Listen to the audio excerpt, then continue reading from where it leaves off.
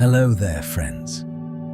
Tonight we're sailing out to a bare rock in the North Atlantic in December of the year 1900 to visit 3 lighthouse keepers who stepped out of a lighthouse one afternoon and were never seen again.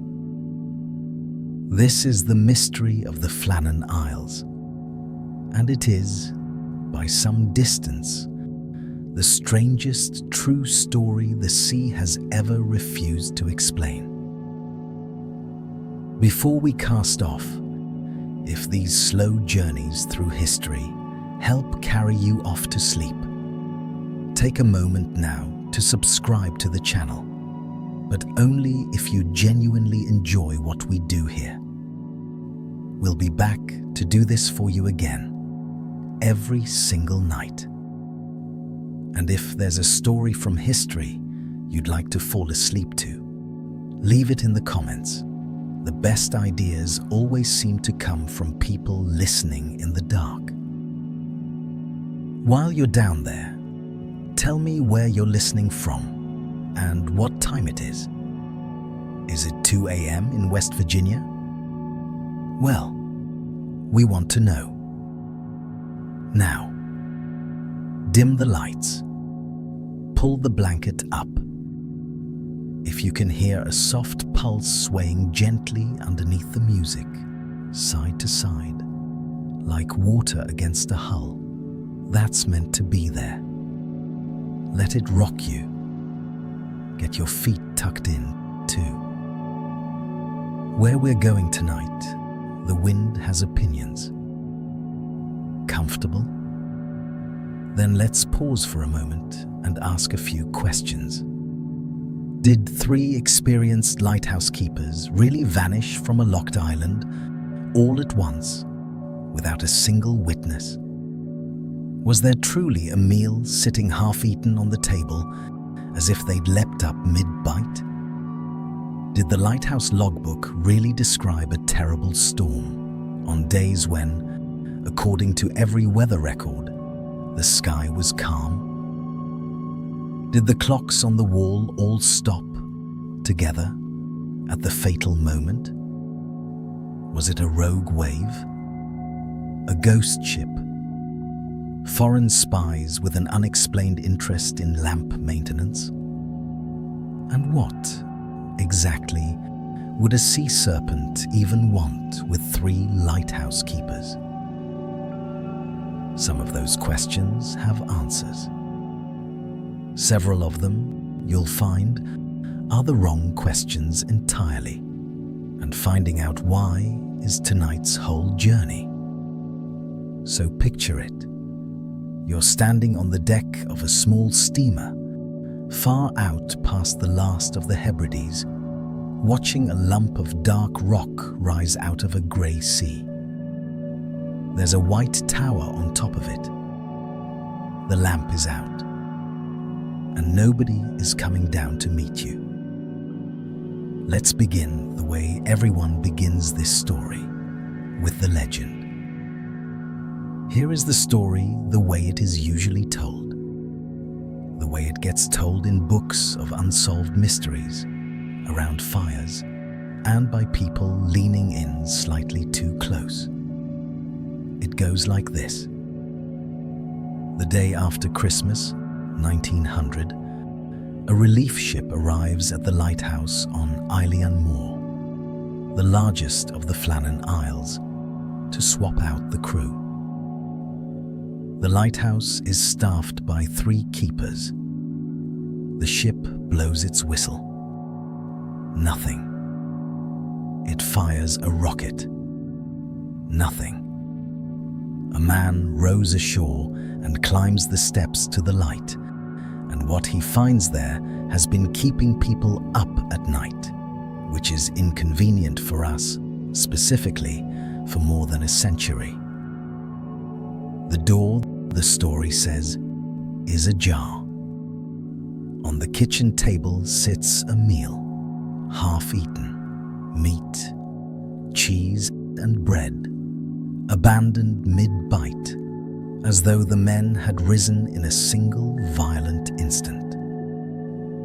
A chair lies tipped over backwards on the floor. The clocks on the wall have all stopped, every one of them frozen at the same dreadful moment.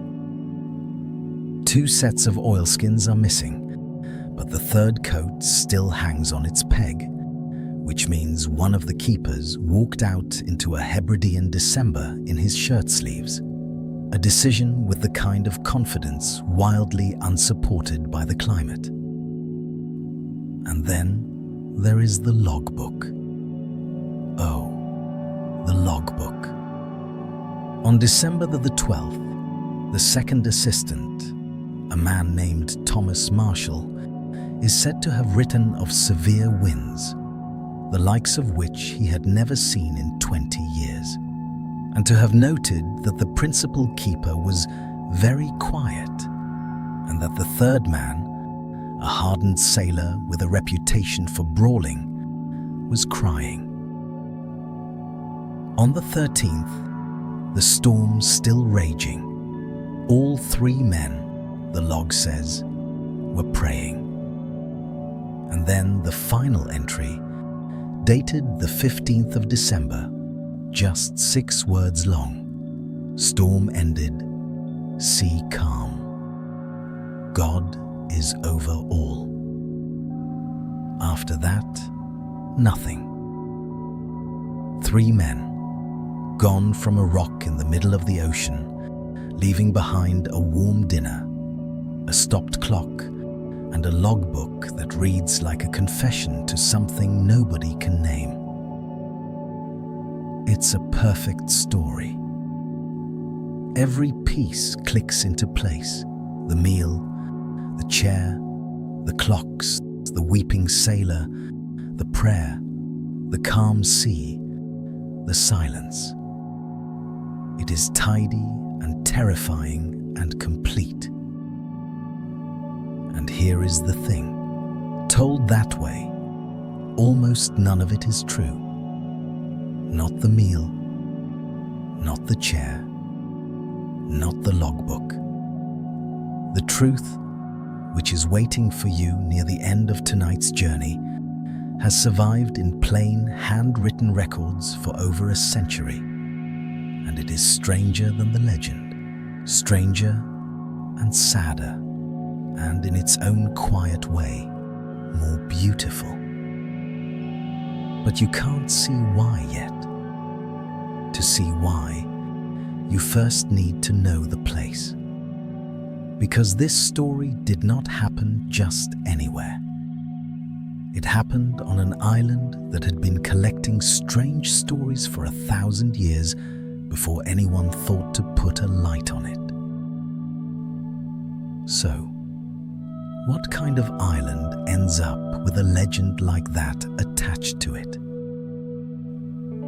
About 20 miles west of the Isle of Lewis, past the last farm, past the last road, past the last of everything, 7 scraps of rocks stand up out of the open Atlantic.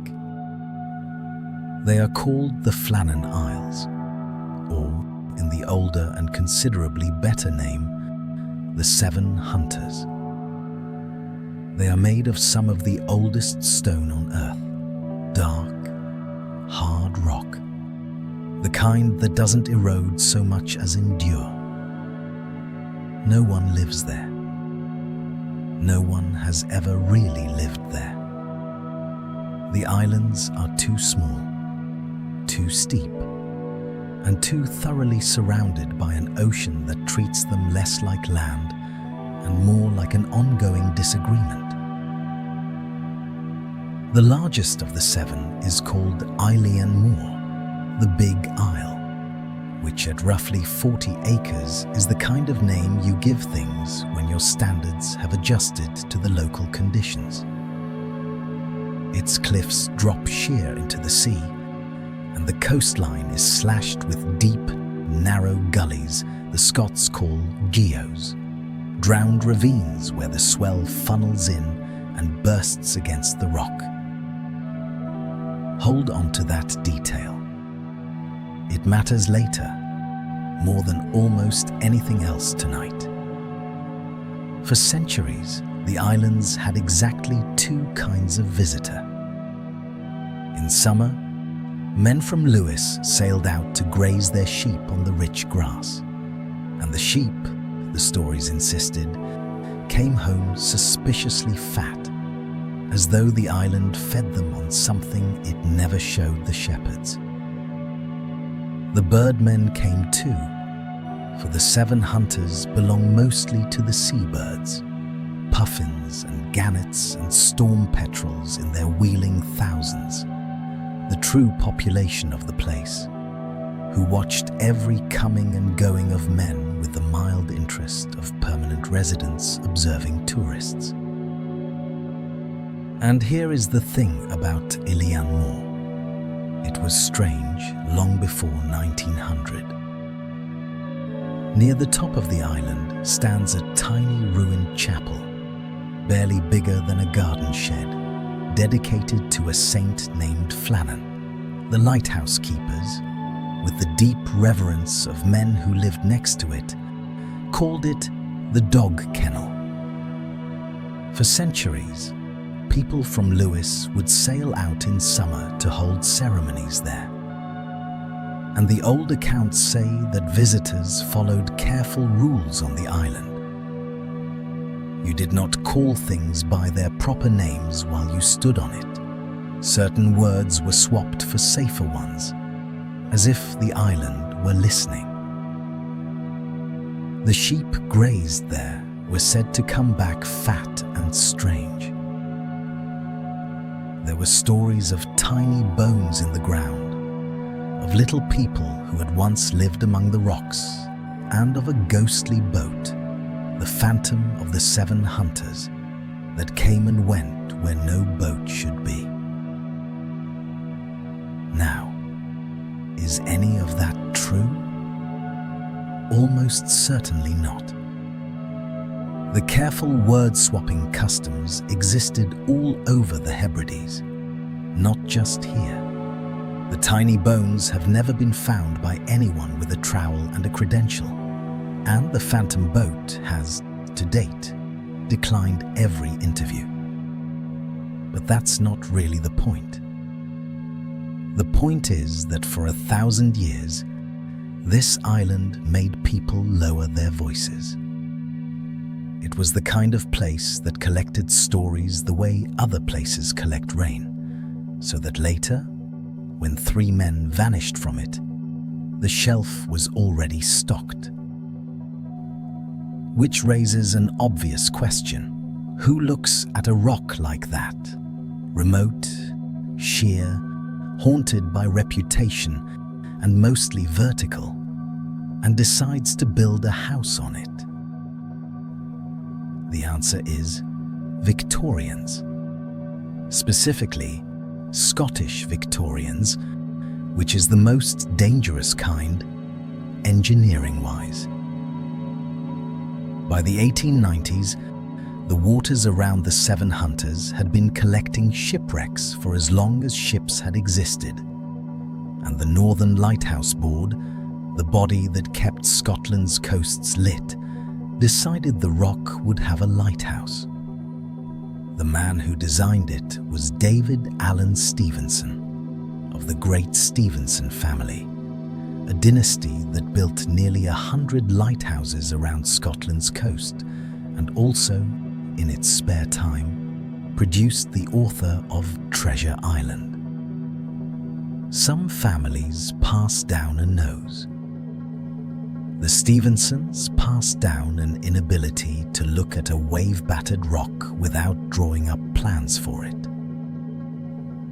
The construction took 4 years, from 1895 to 1899, and it was the kind of work that sounds simple until you think about it for 4 seconds. There is no harbour on Eilean Mòr. There is no beach. There is a cliff, and then there is the Atlantic. Every block of stone, every barrel of oil, every pane of glass for the lamp room had to be brought in by boat, and then hauled straight up cliffs of over 140 feet, winched into the air over open water by men standing on platforms bolted to the rock. They built 2 landing places, one on the east side and one on the west, so that there was always a sheltered option depending on which direction the sea was angry from that day, the Atlantic being reliably angry from somewhere. They cut staircases into the rock. They built a little cable-hauled railway with actual iron rails running from the cliff tops up to the lighthouse, so that supplies could ride uphill while the men walked beside them. A railway on an island with a permanent population of 0. It remains one of history's least crowded commutes. And on the 7th of December, 1899, they lit the lamp for the first time, a 75-foot white tower on top of the island, its light standing some 300 feet above the sea, visible for over 20 miles. On the Isle of Lewis, at a little place called Breskleet, the board built a shore station, neat stone houses where the keepers' families lived, and from which the relief boat would sail. A brand new light, state of the art, burning barely 1 year, 370 some days, when it went dark. But a lighthouse in 1900 is not a machine you switch on. It's a household. So before December comes, let's climb those steps and see what living up there was actually like. A lighthouse at the end of the 19th century ran on 3 things: oil, routine, and an almost monastic tolerance for your 2 co-workers. The Flannan light was kept by a rotating team, several keepers taking turns, weeks out on the rock and then a turn ashore at Breskleet with their families. But the rule was absolute: 3 men on the island at all times. Always 3. The light must never, ever be left untended. That was the Northern Lighthouse Board's most sacred regulation, the one rule above all rules. Hold on to that one too. The work itself was endless in the way that quiet work is endless. The great lamp burned oil through wicks that had to be crimped, in the keeper's own word, every single day. The oil fountains had to be filled, the brass polished, the enormous lens cleaned until it was invisible.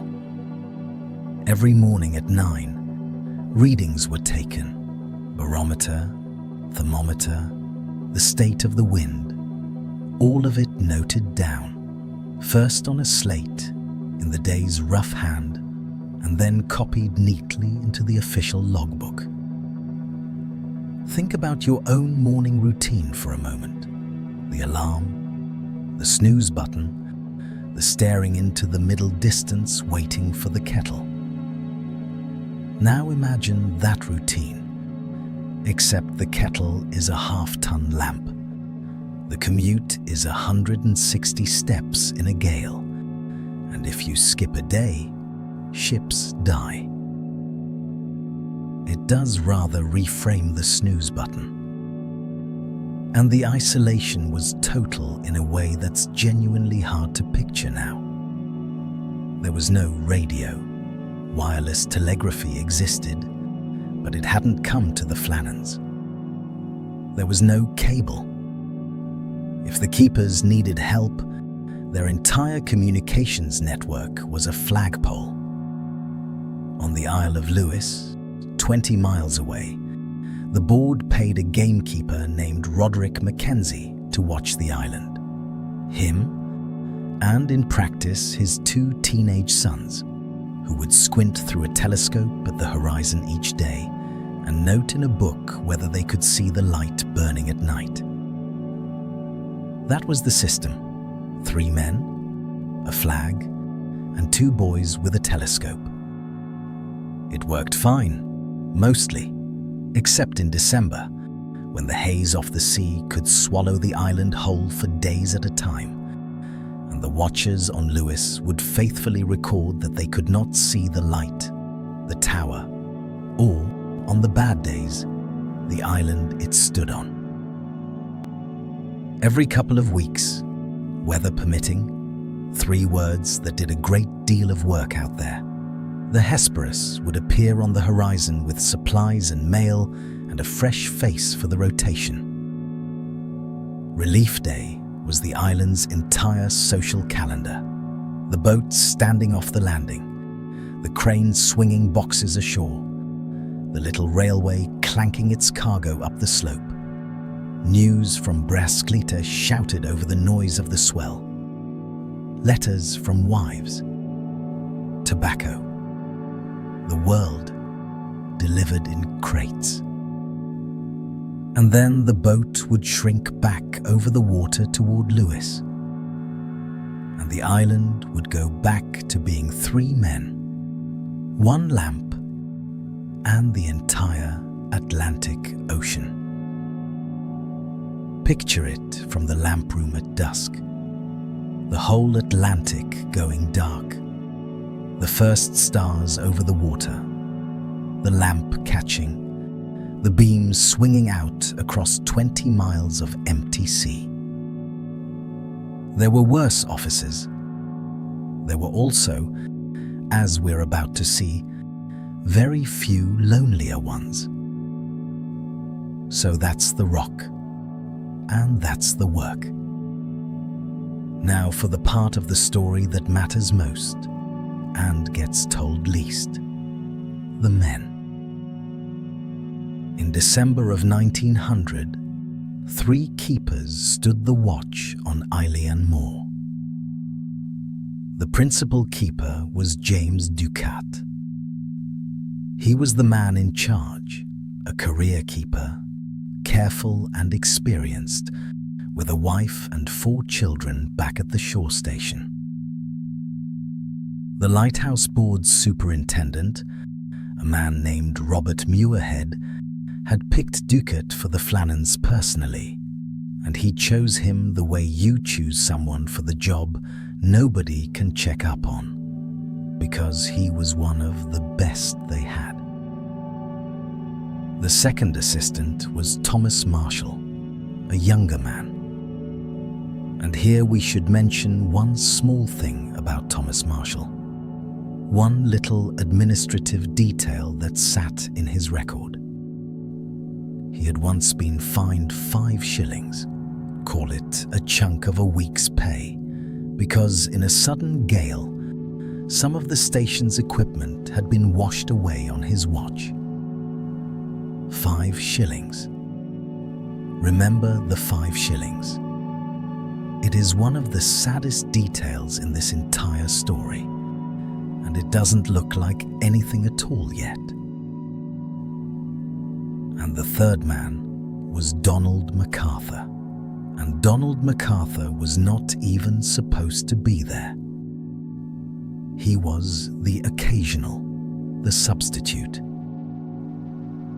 The regular first assistant, William Ross, had fallen ill, and McArthur, an older man, a seasoned sailor with a wife and 2 children of his own, and a local reputation as a man you did not pick fights with, was filling in. A relief shift.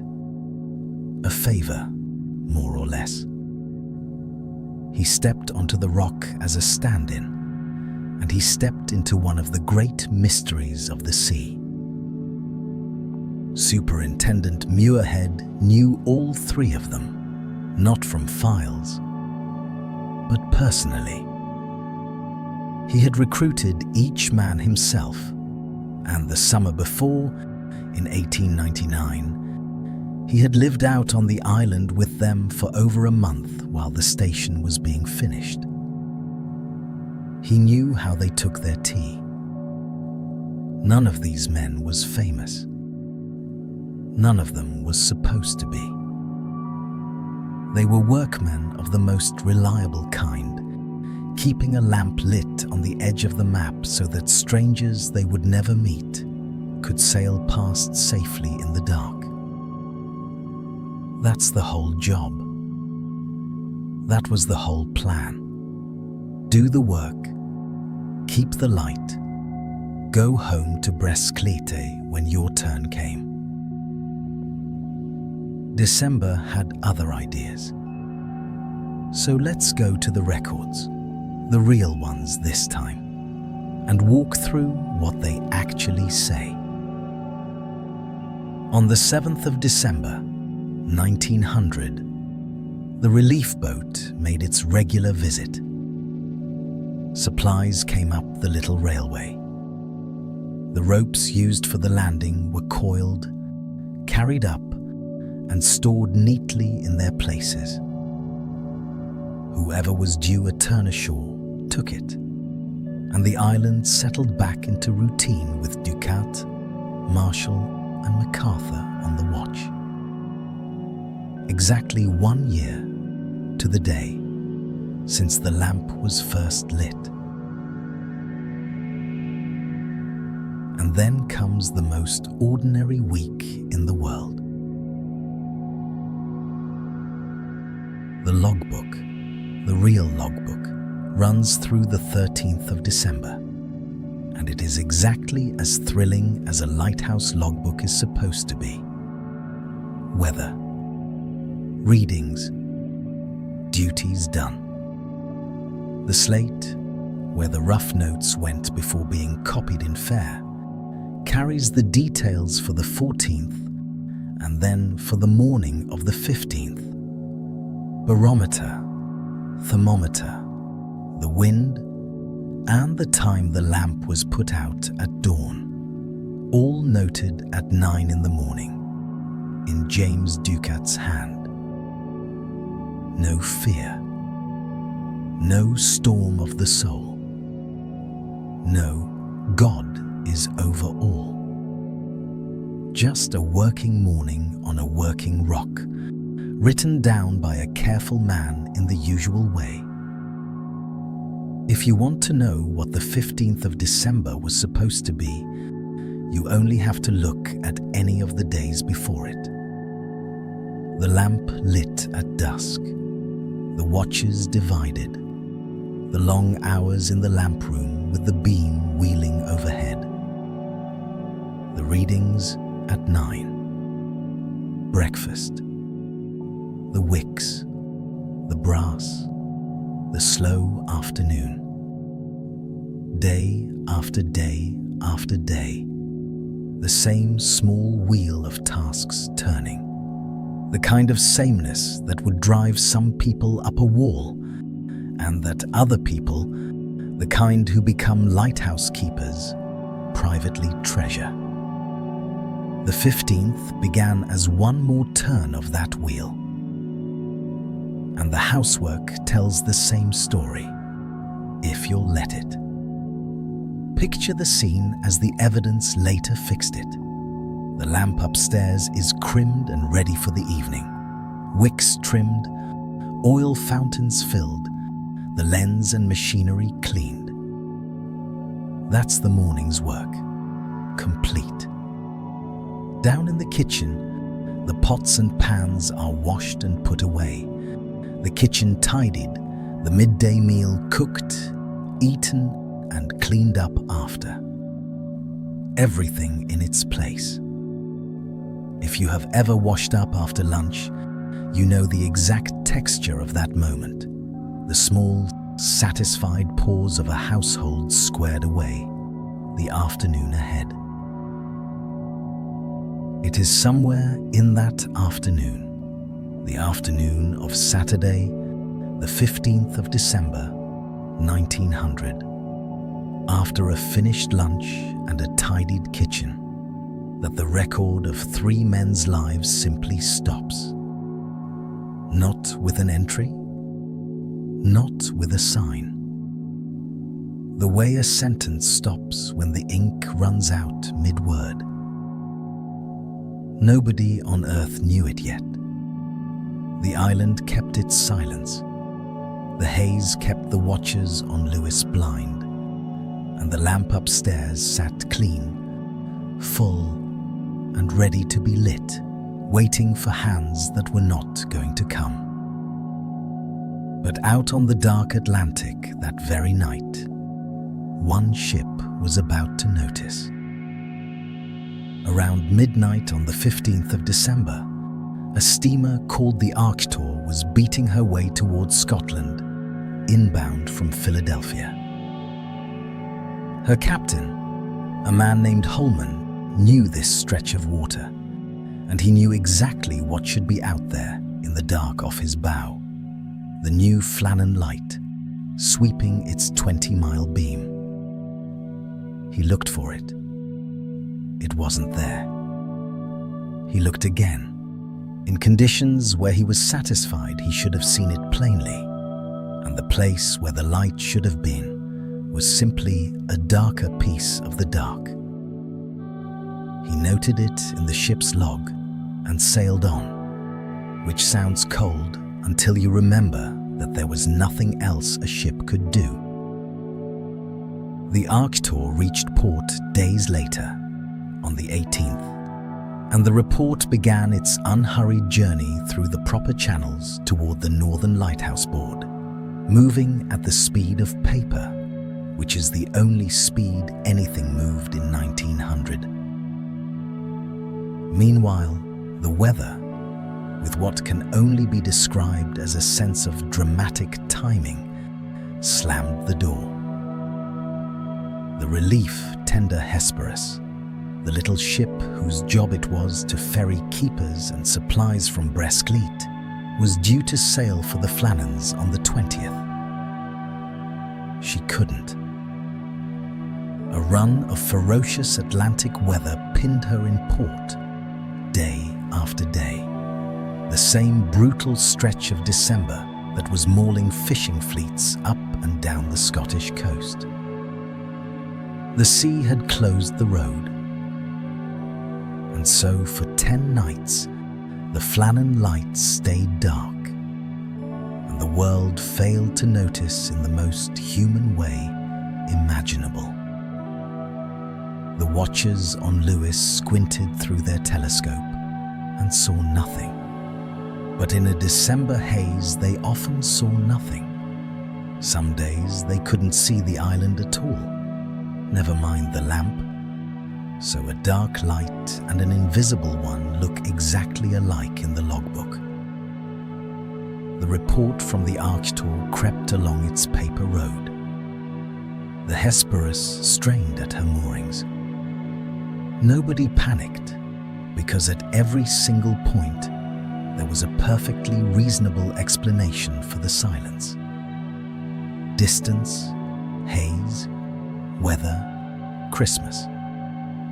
The gaps all lined up, and through those gaps, 10 entire nights slid past, with a lamp standing clean and ready at the top of a tower, and no one to light it.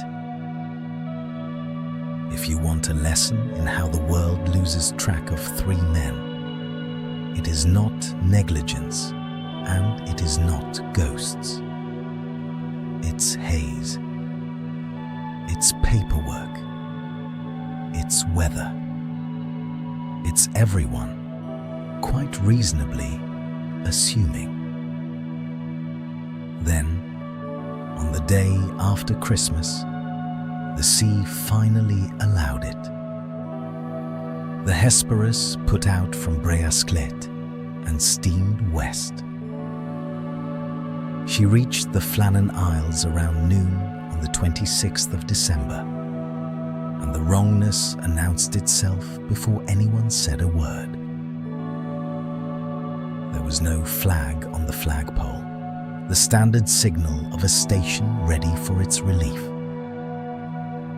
There were no empty provision boxes set out on the landing the way there always were, waiting to be swapped for full ones.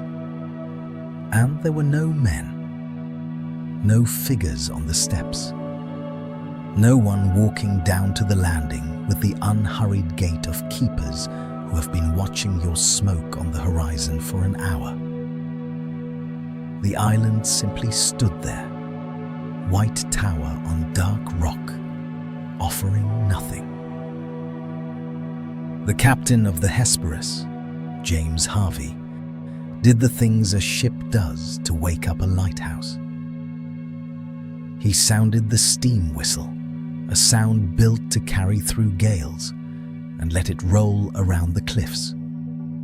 Nothing moved.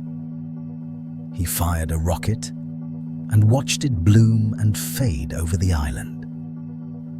Nothing. Just the birds, lifting and resettling with the air of locals who knew something they weren't saying. So a boat was lowered, and one man went ashore, Joseph Moore, the relief keeper, a man coming back, it should be said, to his own station, his own kitchen, his own bed. What he did next, he wrote down 2 days later, and we have his actual letter, so this part of the story you may have exactly as he told it. He came up from the landing to the entrance gate. Closed. The main door. Closed. The door inside that one. Closed too. The kitchen door stood open. And in his own words, "On entering the kitchen, I looked at the fireplace and saw that the fire was not lighted for some days." He went on, room by room, through a house gone cold, found the beds empty, just as they left them in the early morning. And then the sentence that ends every argument about what Joseph Moore understood, standing alone in that cold, tidy house, listening. I did not take time to search further, for I only too well knew something serious had occurred. He went back down for help. It says something that he didn't want to be in there alone, and returned with 2 of the ship's men. They searched the lighthouse, then the island, every corner of it. 40 acres of rock, and you can search the whole thing in an afternoon. Every gully, every slope, every ledge the cliffs allowed. 3 keepers. Not one of them. Not anywhere. That evening, Captain Harvey sent the telegram that broke the news to the world, and its plain working man's grammar carries more dread than the legend ever managed. A dreadful accident has happened at the Flannans. The 3 keepers, Ducat, Marshall, and the occasional, have disappeared from the island. He left Moore there, back in that house, with 3 volunteers from the ship to help him, and that same night, they lit the lamp. 10 dark nights, and then the Flannan light came back on, tended by a man who had just searched an empty island for his friends. So what was actually inside that lighthouse? Because this is where the legend and the record part company, and the record deserves its turn. The kitchen was clean, not abandoned mid-meal, the opposite. Moore said it himself. The kitchen utensils were all very clean, which is a sign that it must be after dinner sometime they left. The pots washed, the kitchen tidied. Whatever happened to men who had finished their lunch and washed up after it, which is somehow worse, isn't it? A half-eaten meal means the disaster came to them. A clean kitchen means they walked out to meet it. The beds were unmade, exactly as men leave them in the early morning, intending to be back by nightfall. The lamp upstairs was crimmed, filled, and ready to light. And the clocks, yes, the clocks really had stopped. That part is true, and it's in Captain Harvey's own telegram, but not the way the legend tells it. The clocks hadn't frozen at some fatal stroke of doom. They were ordinary wind-up clocks, and they had simply run down, because for more than a week there had been no one to wind them. To the searchers, the silent clocks weren't an eerie clue, they were a calendar. The accident, Harvey wired, must have happened about a week ago. The clocks weren't marking the moment time stopped. They were counting the days the island had spent empty, which is not spookier than the legend. It is sadder, and it is true. And then, the detail that no storyteller has ever been able to improve on, because it needs no improving. By the door, on its peg, hung a coat. Donald McArthur's coat, his only coat, the one he always wore. Two of the men, the evidence showed, had gone out dressed for the sea, boots, oilskins, waterproofs. The third had gone out into a Hebridean December in his shirt sleeves. A man does not forget his coat on that island in that month. A man leaves his coat on the peg for one reason, because in the moment he went through that door, the coat did not matter. 3 men. Boots, oilskins, shirt sleeves. A clean kitchen, a ready lamp, a row of clocks run down, and a coat on a peg. The island had been searched from edge to edge, and the sea around it said nothing at all. The house had no answers, but the island had one more thing to show them on its western side.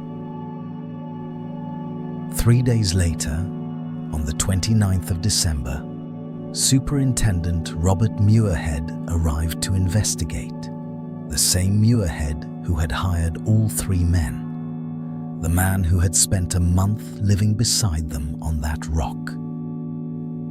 He came to do the saddest version of a familiar job, to walk his own station and read what the island had written. On the east side, nothing. The east landing was untouched, tidy, in order, the ropes still coiled exactly where they'd been stored after the relief on the 7th. Whatever had happened, it hadn't happened there. Then he went to the west landing. And the west landing had been hit by something it is genuinely difficult to put into calm words. But the records try, so we will too.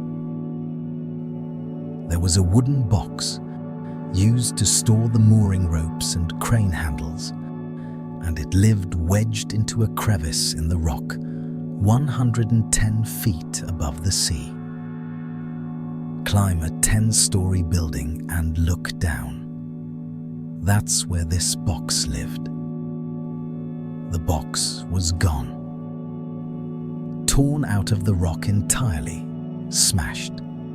Its contents strewn in the crevices below. And here is a strange little detail the investigators took care to write down. The ropes were strewn about, but still in their coils. No coil had been unfastened. Nobody had been working with those ropes. The sea had simply come up and taken the shelf they lived on. The iron railings around the crane platform, actual wrought iron set into rock, were wrenched from their foundations and bent over, broken in places. A section of handrail had been carried away entirely, as in, it is somewhere in the Atlantic now. The hardy turf at the cliff top, 200 feet up, had been ripped loose in places. And a lifebuoy, lashed to ropes along the path 110 feet above the waterline, was just gone. Torn off so violently that shreds of its canvas were left fluttering on the ropes that had held it. Muirhead, a sober engineer writing an official report for a government board, looked at all this and wrote that some of the damage was difficult to believe unless actually seen. Stand there a moment, in your mind, where he stood. A calm day now, maybe. Gulls. The slow heave of the swell far below.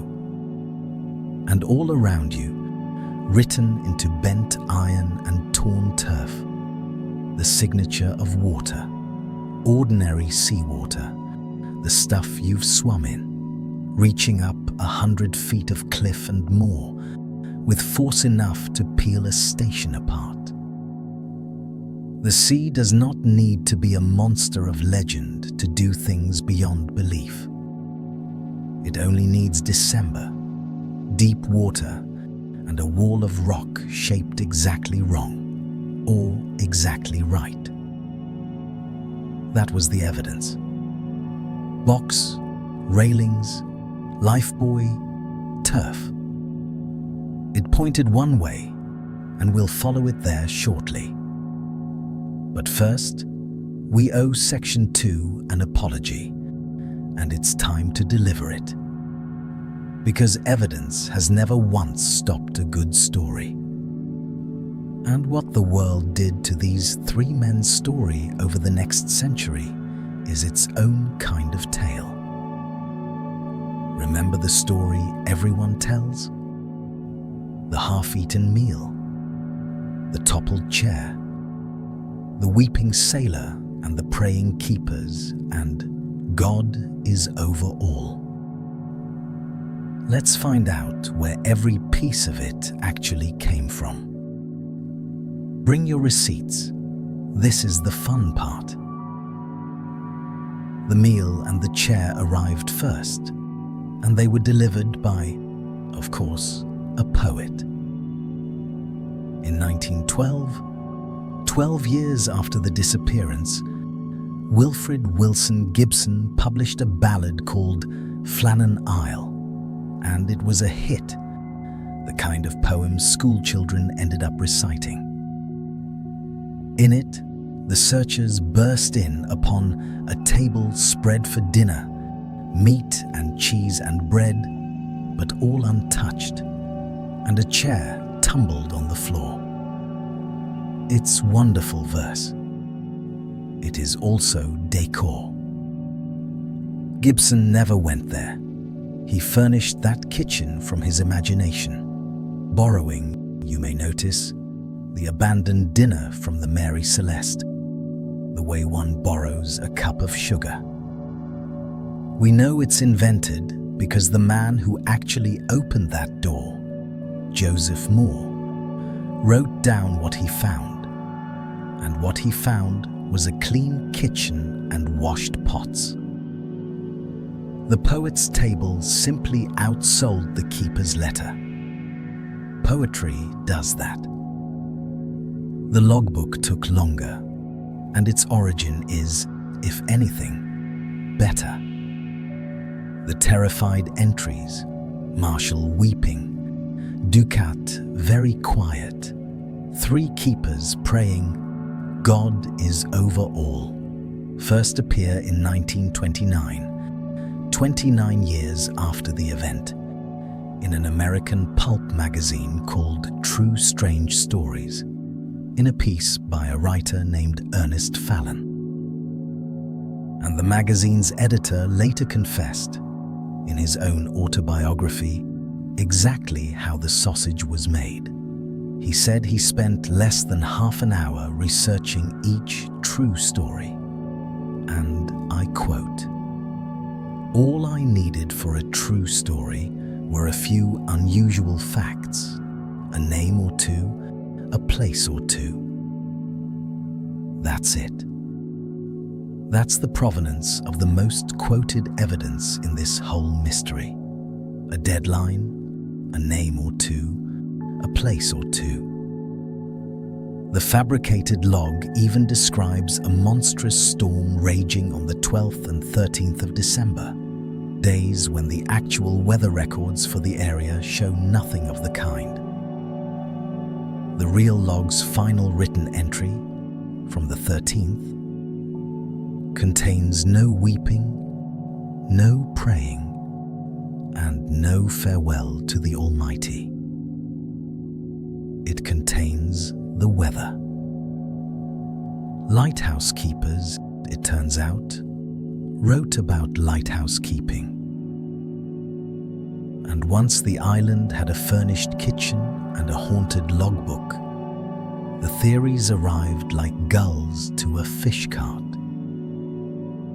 A sea serpent had plucked the men from the rock, a serpent, apparently, with a strict 3-keeper diet. They had been carried off by foreign spies, because if your espionage program has one priority, it's Hebridean lamp trimmers. They had faked the whole thing and sailed away to start new lives, 3 married men, choosing to begin their disappearance from the single most inconvenient location in the British Isles. The island's little people had turned them into birds. And the locals, who had 1,000 years of head start on all of them, nodded toward the old story. The phantom of the 7 hunters had come for them in its ghostly boat, the island, collecting on a debt. People are wonderful. Not one of these theorists could explain a bent iron railing, but all of them knew exactly what the keepers had felt in their final hour. And do notice what every single invention has in common: the meal, the chair, the frozen clocks, the weeping, the praying. All of it exists to put fear inside that lighthouse. The record refused to provide any, you see. The kitchen was clean, the log was calm, the men were workmen who finished lunch. The world looked at that quiet, and it could not bear it. When the sea won't say, people write their own answer, and they always write it louder than the truth. So let's set every invention aside, all of it, and ask the only question that was ever worth asking. Not, what did the ghost want? Just, what does an honest reconstruction look like? Here is what Robert Muirhead concluded in his official report, written in January 1901. And remember, this is a man reconstructing the deaths of 3 friends. From the evidence, he was satisfied that the men had been on duty up to dinner time on Saturday, the 15th of December. That after their meal, Ducat and Marshall had gone down to the West Landing to secure the box of ropes, the box wedged in its crevice 110 feet up. And then, in his words, which have never needed improving. An extra large sea had rushed up the face of the rock, had gone above them, and coming down with immense force, had swept them completely away. A wave, not a metaphor, a particular kind of monster. The west side of that island is built to manufacture. Remember the geos? Those deep, narrow gullies from the start of our story. The west landing sits in one, and that geo ends in a cave. In a heavy swell, water rams into that cave under pressure and detonates back out. And a big enough sea can surge up the gully and arrive, vertically, in places men had every reason to believe were safe. The damage said so. 110 feet up, the sea had already been there. But why were they out there at all, in weather like that? Well, remember Thomas Marshall's 5 shillings. He had been fined once before, when a gale took the station's gear on his watch. 5 shillings for lost ropes. So when the glass dropped and the sea got up, and the rope box on the west side was in the path of it, Marshall had one very human, very specific reason not to wait. He was not going to be that man twice. Ducat, the principal, went with him. You don't send one man down a wet cliff. And MacArthur stayed behind because the iron rule said the light is never left alone. Then, and this last step is reconstruction, honestly labelled, something made Donald McArthur go through that door without his coat. The most widely held reading, and the one the evidence leans toward, is also the simplest. From up at the station, he saw it coming. A set of waves, building out of the west, the kind you see from high ground before the men below ever could. And a brawler, a hard old sailor with a wife and 2 children, looked at that sea, looked at the iron rule, and did not hesitate long enough to take his coat off the peg. He broke the one rule above all rules, left the light untended, and ran downhill to warn his friends. The same sea took all 3. Is that certain? No. And this is the part we say plainly, because this story has earned plain speaking. It is probable, not proven. Documented, the men, the duties, the damage, the dates. Probable, the wave, the errand, the warning run. Unknown, permanently, honestly unknown, the final few minutes. No one saw it. The sea kept the proof, and a century of asking has not changed its mind. But notice what the honest version holds that the legends never did. No terror in the night. No weeks of weeping and praying. Just 3 steady men. A routine chore turned deadly by extraordinary water. And at the center of it, if the reading is right, a man who ran out into a December gale in his shirt sleeves because his friends were on the cliff and the sea was coming. The legend gave them fear. The evidence gives them courage. People rarely mention that trade when they tell this story. You'll know better now. So here you are, at the end of it, and you made it all the way out past the haze and the headlines to the quiet place where the true story lives. Say their names once, the way the telegram did not have room to. James Ducat, principal keeper, who left a wife and 4 children. Thomas Marshall, second assistant, who was never going to lose the board's ropes again.